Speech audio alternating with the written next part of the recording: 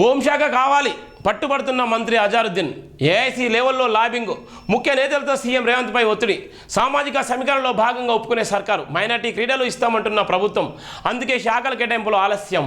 ఇక్కడ ఇప్పటికే హోంశాఖ మంత్రి కావాలని ఆయన అంటున్నాడు. ఆయనకు మైనార్టీ క్రీడలు ఇస్తామంటున్న ప్రభుత్వం అంటుంది.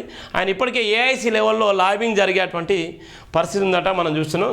రాష్ట్ర మంత్రిగా అజారుద్దీన్ ప్రమాణ స్వీకారం చేసి 2 రోజులైంది. ఇంతవరకు ఆయనకు ఏ శాఖ కేటాయించలేదు. మంత్రులుగా ప్రమాణ స్వీకారం చేసిన వారికి అదే రోజు లేదా మరుసటి రోజు శాఖల కేటాయింపులు జరుగుతాయి. మంత్రివర్గాలు తీసుకునే ముందు ఏ శాఖలు కేటాయించాలని ఒక అంచనాకు ముఖ్యమంత్రి వస్తారు. ఇది సహజంగా ఏ పార్టీ అధికారంలో ఉన్నా జరిగే విషయం. అజారుద్దీన్ విషయంలో మాత్రం అందుకు భిన్నంగా జరుగుతుంది.